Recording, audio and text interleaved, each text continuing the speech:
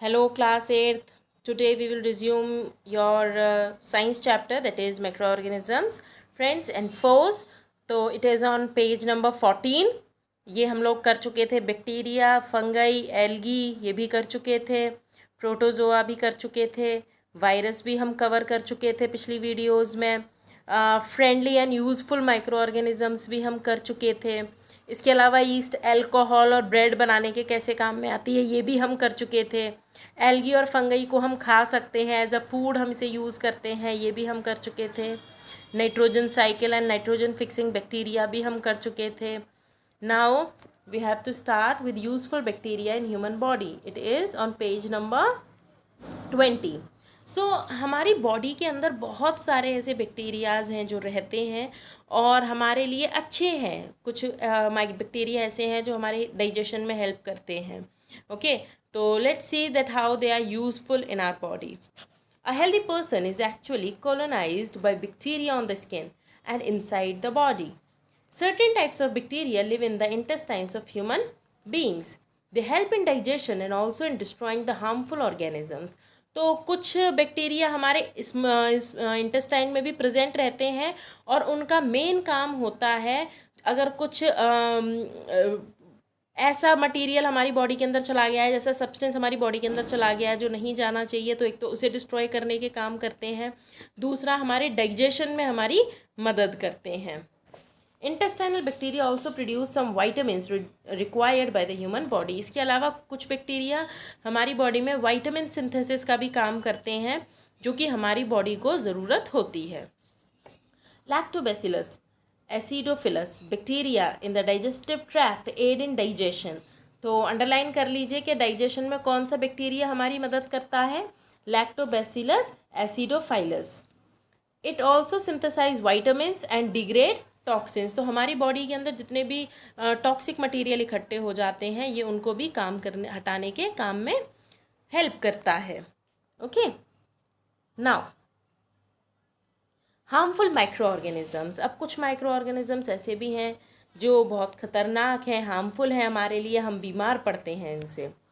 Although microorganisms are extremely useful to human health and our ecosystems, they can invade the humans, animals and plants to cause diseases. No doubt हमने अब तक देखा कि micro organisms हमारे कितने काम में आते हैं। अगर यही माइक्रो ऑर्गेनिजम्स नहीं होते तो हमारी दही नहीं जमती, हम अल्कोहल नहीं बना पाते, इसके अलावा हम ब्रेड नहीं बना पाते। कुछ फूड भी ऐसे हैं जो हमें इन्हीं से मिलते हैं, उन माइक्रो ऑर्गेनिज़म से।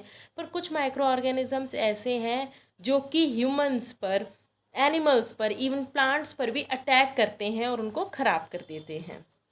These disease causing micro organisms are called germs और पैथोजेंस। इनको क्या बोलते हैं, अंडरलाइन कर लीजिएगा कि जो बैक्टीरिया, जो वायरस, जो माइक्रो ऑर्गेनिजम्स हमें बीमार करते हैं, हमारी बॉडी में नहीं होने चाहिए और वो होते हैं, उनको हम बोलते हैं pathogens. The disease caused by the germs are called communicable disease. Please इसको भी अंडरलाइन करिए कि ऐसे डिजीज़ जो जर्म्स की वजह से हमें होते हैं उनको हम बोलते हैं कम्युनिकेबल डिजीज़ और infectious disease. These diseases can be passed from one person to another by the transfer of microorganisms through air, water and food or direct, indirect physical contact.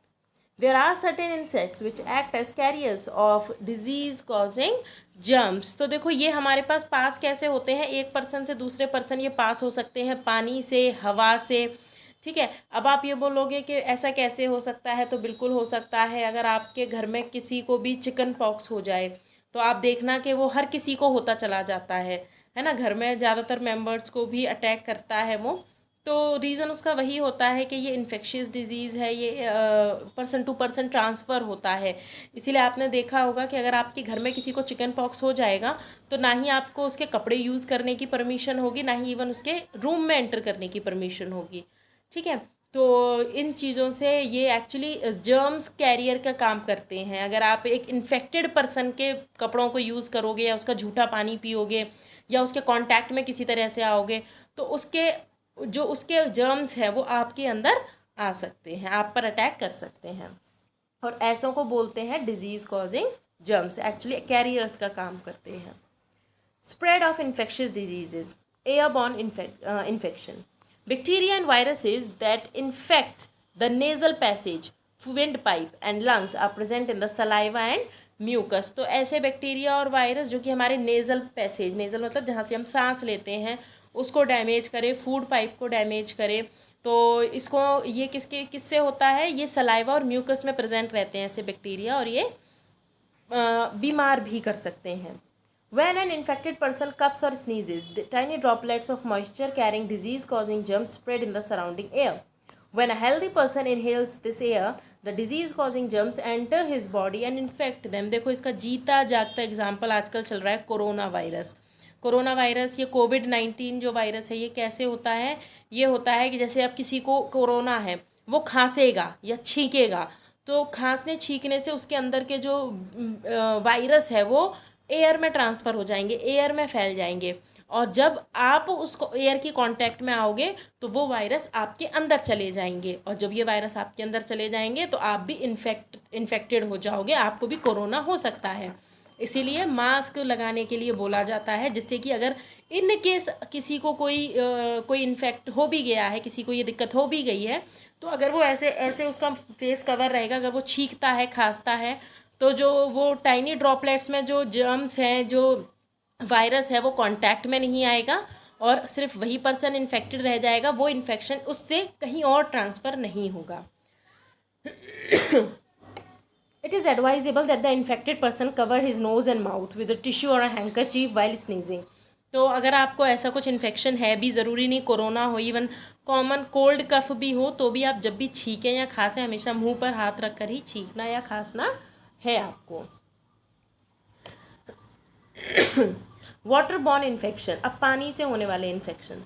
Waterborne diseases are infectious diseases spread through contaminated water. तो ये किससे होते हैं? ये होते हैं खराब पानी से. अगर पानी के अंदर जर्म्स हैं, बैक्टीरिया है, वायरस है, और उसको आप पियोगे तो आप भी बीमार पड़ जाओगे. These diseases are more prevalent in areas with poor sanitary conditions. और ये अक्सर करके वहाँ ज़्यादा फैलता है जहाँ पर प्रॉपर वेस्ट मटेरियल, जैसे जो सीवेज का पानी होता है, अगर उसका प्रॉपर आउटलेट नहीं होगा तो उस जगह पर वाटरबॉर्न डिजीज़ के बढ़ने के चांसेस हो जाते हैं. Drinking water is the common cause of spread of infectious diseases. They can however also be spread through water used for washing or water used for cleaning fruits, vegetables and utensils. ऐसा नहीं है कि गंदा पानी पीने से ही बीमारी होती है. अगर आप गंदे पानी से अपने कपड़े भी धुलोगे तो भी बीमार हो सकते हो, उनसे अगर अपने फ्रूट्स वेजिटेबल्स धुलोगे तो भी बीमार हो सकते हो, अगर उस गंदे पानी से खाना बनाओगे तो भी बीमार हो जाओगे. Water sources like springs, rivers, lakes, ponds, streams, wells, reservoirs and rainwater that run off into tanks and cisterns can all be contaminated by fecal matter of humans and animals. Dead and decaying animals and plants can also contaminate drinking water.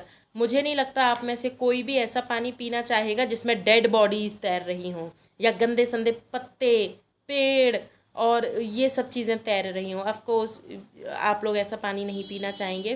तो अगर dead bodies उसके अंदर होंगी, गंदगी होगी, ऐसी छोटी मोटी कीड़े मकोड़े मरते रहेंगे उसमें, तो मुझे नहीं लगता कोई पिएगा और ना ही पीना चाहिए. तो हमें अपने जो स्प्रिंग्स हैं, रिवर्स हैं, लेक्स हैं, उनको प्रॉपर ट्रीटमेंट के साथ ही उस पानी को आप यूज़ करें अगर आप यहाँ से पानी ले रहे हैं तो. Diseases spread by insects and animals. There are many diseases that are not caused by insects and animals but are spread by them. देखो ज़रूरी नहीं है कि जानवरों से बीमारी हो. कई बार ऐसा होता है कि जानवर ऐसी भी बीमारी लेकर आते हैं जो उनमें नहीं होती, पर वो कहीं और इन्फेक्टेड एरिया से ला रहे होते हैं. जैसे कि एक एग्जाम्पल ले लेते हैं. अब कुत्ते हैं, गाय हैं, भैंस हैं, इनके ऊपर माइक्रो ऑर्गेनिजम्स लगे हुए हैं, गंदगी में ये बैठे हुए हैं. अब ये पानी में उतरेंगे, ठीक है, जब पानी में जाएंगे तो इनके जितने भी जर्म्स हैं वो सब पानी में चले गए, पानी में चले ही जाएंगे.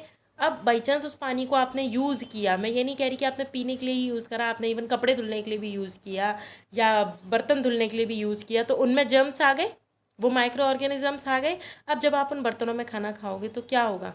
बीमार तो पड़ोगे. They act as carriers of disease-causing microorganisms. Mosquitoes, flies, mites, fleas, ticks, rats, and dogs are some common examples of carriers. Mosquitoes transfer disease causing microorganisms through the saliva that comes in the contact with their hosts when they suck blood. अब देखो, जैसे कि मैं ये मान लेती हूँ कि मुझे मलेरिया हो गया, अब मच्छर ने मुझे काटा, मेरे बॉडी में इन्फेक्शन है, मलेरिया का इन्फेक्शन है। जब वो मॉस्किटो मुझे काटेगा तो ब्लड सक करेगा, जब ब्लड सक करेगा तो उसके माउथ पर वो ब्लड के साथ साथ जर्म्स भी लग जाएंगे, वो माइक्रो ऑर्गेनिजम्स लग जाएंगे। अब वो किसी हेल्दी पर्सन को जब जाके सक करेगा, उसका ब्लड सक करेगा, उसको काटेगा, तो क्या होगा, वो जितने भी माइक्रो ऑर्गेनिज्म मेरी बॉडी से लेकर गया है वो सब उसकी बॉडी में डाल देगा, बीमार पड़ जाएगा, वो आदमी बीमार पड़ जाएगा। तो जो मॉस्किटो है उसने भी क्या किया, एक कैरियर का काम किया, मेरा इन्फेक्शन दूसरे पर्सन तक पहुंचा दिया। Biting insects are active at all times of the day and night. However, some prefer different times of the day. However, the female Anopheles mosquito that spreads malaria is mainly active after dark, but the Aedes mosquito that spreads dengue is active during the day. अब देखो, इन्होंने भी अपने time fix कर रखे हैं। जैसे female Anopheles mosquito है जो कि मलेरिया फैलाती है, ये ज़्यादातर अंधेरे में काटती है, जैसे रात को अंधेरा हो जाता है शाम के बाद काटती है। जबकि जो एडीज मॉस्किटो है ये डेंगू फीवर फैलाता है और ये पूरे दिन एक्टिव रहता है, मतलब इसको तो पूरे दिन काटना है, पूरी रात काटना है, इसको दिन रात से कोई फर्क नहीं पड़ता। Biting is not the only way carriers can transmit diseases. Disease may also be spread through the faces of a carrier. Microorganisms could also be located on the outside surface of a carrier, such as a fly, and spread through physical contact with food. अब जैसे मक्खियाँ हैं, मक्खियाँ गंदी जगह पर भी बैठेंगी अगर आपके आसपास कूड़ा करकट है या वेस्ट मटेरियल है। वेस्ट मटेरियल का मतलब कोई समझ रहे हो आप खुद फ्रेश होके चला गया, जो रेल की पटरियों पे होता रहता है, क्या होगा, खुला हुआ सब कुछ पड़ा हुआ है, मक्खियाँ आके उस पर बैठेंगी। अब वो घूमती फिरती आके आपके खाने पर बैठेगी, वहाँ से जो वो गंदगी लेकर आई उसने कहाँ डाल दी, आपके खाने में डाल दी। बताओ कौन बचा सकता है बीमार होने से, है ना। इसीलिए हमेशा क्या बोला जाता है, अपने खाने को कवर करके रखो। The following table list the diseases caused by different microorganisms and their modes of transmission.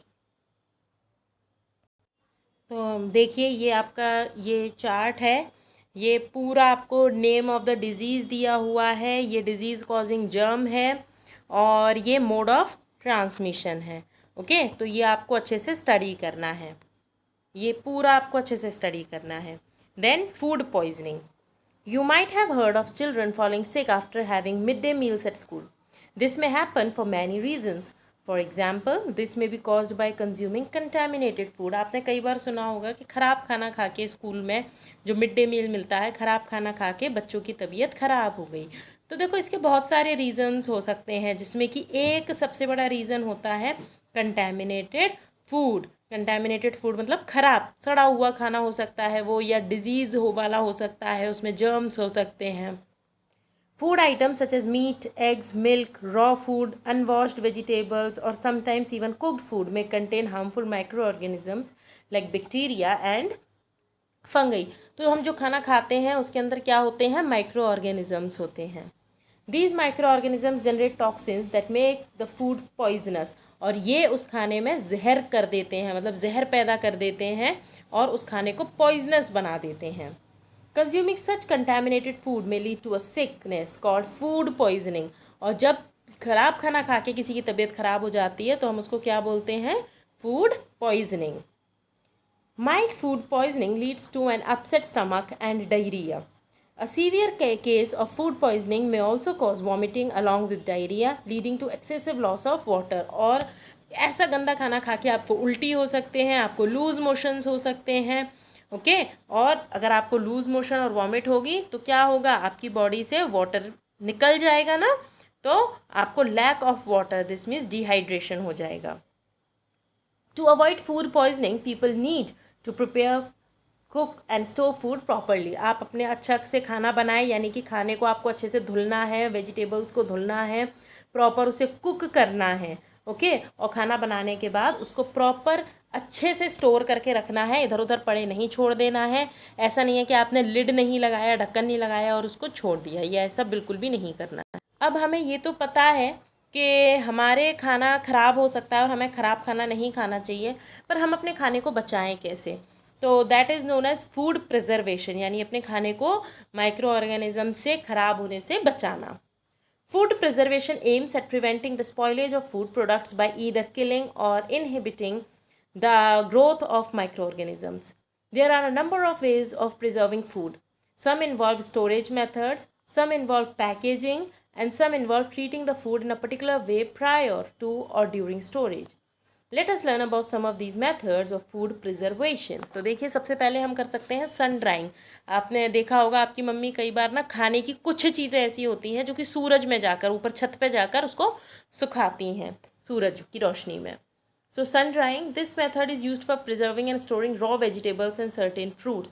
तो कुछ फ्रूट्स और वेजिटेबल्स को अगर आपको काफ़ी लंबे समय तक स्टोर करके रखना है तो आप उसको सन में रख सकते हैं। उससे होगा ये कि उसके अंदर का मॉइस्चर ख़त्म हो जाएगा, और मॉइस्चर ख़त्म हो जाएगा तो जो माइक्रो ऑर्गेनिजम्स हैं वो प्रॉपर ग्रो नहीं कर पाएंगे, क्योंकि माइक्रो ऑर्गेनिजम्स को ग्रो करने के लिए थोड़ा सा मॉइस्ट एनवायरनमेंट चाहिए होता है। As micro organisms do not grow in dry conditions, it becomes easy to store dried vegetables like cauliflower, fenugreek, and mint, and fruits like mango, apple, peach in airtight containers. आपने देखा है कि वो mummy ना उसको पुदीना होता है, पुदीना को धूप में सुखाएंगी या हल्की छाँव में सुखाती हैं, जिससे कि उसका वो बिल्कुल पत्तियाँ मुरझा जाएंगी वो और सूख जाएंगी, और उसके बाद उसका पाउडर बना के यूज़ करती हैं खाने के लिए। इवन जब अचार भी बनाते हैं तो अचार के लिए जब भी हम वेजिटेबल्स को कट करते हैं तो कुछ टाइम के लिए उसको धूप में सुखाते हैं, जिससे कि उसके अंदर से मॉइस्चर पूरा निकल जाए, और बाद में आप इन ड्राइड वेजिटेबल्स और फ्रूट्स को आराम से स्टोर कर सकते हैं। Now refrigeration and deep freezing. मक्खन लाके क्या करते हो, बटर लाके क्या करते हो, फ्रीज़र में रख देते हो। ओके, पनीर लाके कहाँ रख देते हो, वो भी फ्रीज़र में रख देते हो, है ना। तो अगर आप किसी भी चीज़ को फ्रिज में रख दोगे तो वो थोड़े टाइम के लिए माइक्रो ऑर्गेनिज्म से ख़राब होने से बच सकती है।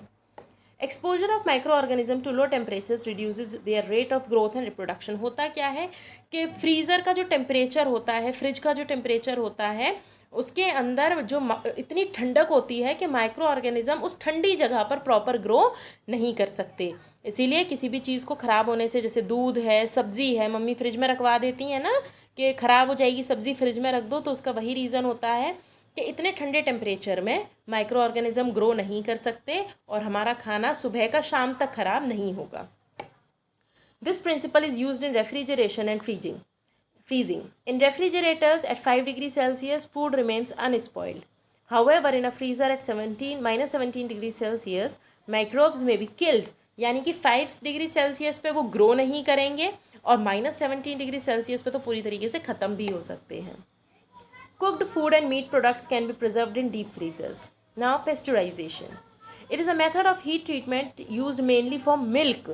जो हमारे पास दूध आता है, दूध, उसके लिए हम यूज़ करते हैं pasteurization method by heating the milk at 70 degrees Celsius to 72 degrees Celsius for 15 seconds and then cooling it rapidly to 10 degrees Celsius. तो इसमें क्या करते हैं, सबसे पहले उसको बॉईल कर देंगे 15 सेकेंड्स के लिए और उसके बाद उसे जल्दी से ठंडा कर देते हैं। मतलब बीच वाली, देखो, माइक्रो ऑर्गेनिजम्स को बढ़ने के लिए ना ज़्यादा सर्दी चाहिए ना ज़्यादा गर्मी चाहिए, उन्हें मॉडरेट टेम्परेचर चाहिए। ज़्यादा गर्मी में भी वो ख़त्म हो जाएंगे, ज़्यादा सर्दी में भी वो ख़त्म हो जाएंगे। तो अगर हमने किसी चीज़ को ज़्यादा गर्म करा और अचानक से उसे ठंडा कर दिया, यानी हमने बीच वाली स्टेज नहीं आने दी जहाँ जो आपका मिल्क है वो ना ज़्यादा ठंडा ना ज़्यादा गर्म, जैसे बोलते हैं ना गुनगुना, तो वो वाला हमने नहीं छोड़ा। अगर हमने सीधा उसको बॉईल किया और बॉईल करके उसको हमने डायरेक्टली कूल कर दिया, तो जो उसके माइक्रो ऑर्गेनिज्म होंगे वो ख़त्म हो जाएंगे और दोबारा ग्रो करने की कंडीशन में नहीं होंगे। The milk which you get at dairy booths and the Tetra Pak milk which you buy from shops is pasteurized. तो जो आप पॉलीथीन का दूध लाते हैं या डेयरी से लाते हैं वो यही वाला दूध होता है जिससे कि ख़राब ना हो। Now sugaring. Sugaring is used to preserve fruits such as apples, apricots and plums in sugary syrup. Sugar dehydrates the food items, thus preventing the growth of microbes. चीनी चीज़ों को बचाती है, माइक्रो ऑर्गेनिज्म की ग्रोथ को ना ख़त्म कर देती है। होता क्या है कि जब आप किसी चीज़ में चीनी मिलाओगे ना, देखना कुछ भी चीज़ में चीनी मिलाकर देखना, वो ऐसा हो जाएगा, मॉइस्चर सा पकड़ लेगा, उसमें से पानी निकल जाएगा। तो ये भी हम यूज़ करते हैं, शुगर भी हम यूज़ करते हैं डिहाइड्रेशन के लिए, जिससे कि अगर जो भी हमारा मटेरियल है उसमें से पानी निकल जाएगा, डिहाइड्रेट हो जाएगा, तो वो लंबे समय तक चल सकता है। नाउ सॉल्टिंग, किसी भी चीज़ में सॉल्ट ज़्यादा डालकर कर देना। Okay, Salt is a natural food preservative that draws out moisture from the food as well as from the cells of the microorganisms that may be present in it. Same salt का भी काम होता है। आप किसी भी vegetable में salt मिला के रख दो, आप देखोगे थोड़े टाइम बाद उसका सारा पानी निकल जाएगा। तो जब मॉइस्चर ही नहीं रहेगा, उसके अंदर वाटर नहीं रहेगा, तो माइक्रो ऑर्गेनिजम्स भी नहीं रहेंगे। Lack of moisture kills these organisms and hence prevents food spoilage. Salt is commonly use to preserve fish, meat and pickles. अचार में भी मम्मी देखा है ना, डालती हैं, ये नमक डाल देती हैं, तो अचार को आप कितने लंबे समय तक प्रिजर्व करके रख सकते हो। ये तो हो गए हमारे जो चीज़ें हमारी किचन में प्रेजेंट हैं। अब कुछ केमिकल प्रिजर्वेशन देखते हैं। If you look at the ingredient labels of different preserved food items, you will read the names of chemicals like sodium benzoate, sorbic acid, sodium metabisulfate and citric acid. तो आप किसी भी खाने की चीज़ को देखो, उस पर देखना कि इस टाइप के एसिड्स और इस टाइप के कंपाउंड्स उस पर लिख के होंगे कि ये चीज़ें इसके अंदर मिक्स हैं। All of these and chemicals इधर inhibit the activity of bacteria और किल देम। तो इनका काम क्या होता है, या तो ये बैक्टीरिया को ग्रो नहीं करने देते हैं, या फिर ये बैक्टीरिया को पूरी तरीके से ख़त्म कर देते हैं। Now disease caused bye micro organisms in animals and plants, ये बहुत इंपॉर्टेंट है कि हमने ये तो पढ़ा कि कुछ हमारे फ्रेंडली माइक्रो ऑर्गेनिजम्स हैं, तो कहाँ कहाँ फ्रेंडली हैं, कुछ नुकसान पहुँचाते हैं, तो नुकसान कैसे पहुँचाते हैं, अब इनसे डिजीज़ क्या क्या होते हैं। So some of the disease caused by them in animals are given below. Anthrax, infectious bacterial disease in sheep and cattle, तो ये कैटल्स में होता है anthrax. The diseases can be transmitted to human beings through the meat, wool, hair and skin of the affected animals. अगर किसी को anthrax है किसी एनिमल को, और उस एनिमल का मीट आपने खा लिया, तो ये आपको भी ट्रांसफ़र हो सकता है। Foot and mouth disease, viral disease in sheep, cattle, goats and deers. Now fowl pox, viral disease in chicken and turkey. Bird flu बीच में बहुत ज़्यादा फैला था, इस वजह से लोगों ने चिकन खाना छोड़ दिया था, अंडे भी खाना छोड़ दिया था। So viral disease in poultry. Distemper, viral disease in dogs and cats. Many plants suffer from diseases leading to a huge loss of crop. आपने देखा होगा क्रॉप, अगर किसी ने नहीं देखी ना, तो गार्डन में या अपने आसपास पेड़ में देखना, पत्ते ख़राब हो जाते हैं, जल्दी जल्दी येलो होने लगते हैं, या फिर पत्ते ना ब्राउन पड़ जाते हैं। इवन कई पत्तों में तो आपने देखा होगा पेड़ में ना कि पूरे पत्तों पर छेद होते हैं, तो ये भी एक तरीके का डिजीज़ ही है प्लांट्स में। Most plant diseases are caused by fungi, bacteria and virus.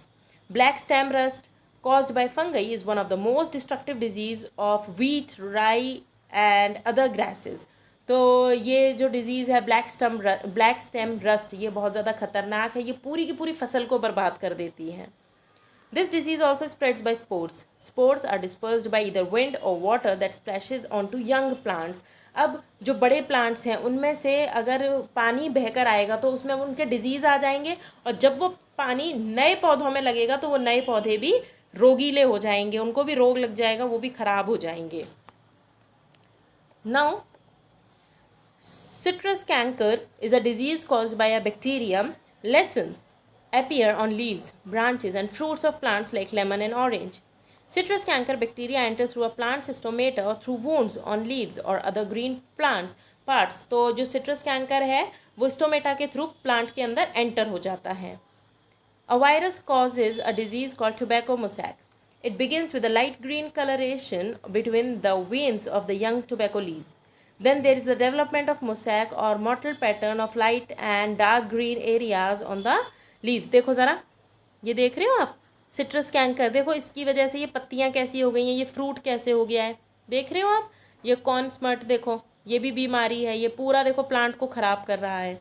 Okay, it can be transmitted from one plant to another by direct contact और बाय ह्यूमन हैंडलिंग। अब आपने अगर सिट्रस कैंकर इसको छुआ, इसको छूने के बाद जब आप किसी और प्लांट को छुओगे तो वो आपके हाथों पे जो माइक्रो ऑर्गेनिज्म लग गए वो वहाँ भी चले जाएंगे। Yellow vein mosaic of ladies fingers is caused by a virus. Now we have completed with this chapter. देखो अगर कोई भी डाउट हुआ करे तो प्लीज़ आप बताया करिए, हम लोग व्हाट्सएप ग्रुप पे उसे डिस्कस कर सकते हैं। अब आपको ये जो वर्ड बैंक है ये अपनी नोटबुक में करना है। एक्सरसाइजेज आप कोशिश करिए फिल करने की, एंड मोमेंट के लिए मत बैठिए, इनको फिल करिए। अगर नहीं कर पा रहे हैं तो बताइए, and in next class we will do the question answers of this chapter. Okay, now in the next class we will start with the next chapter. So till then, bye.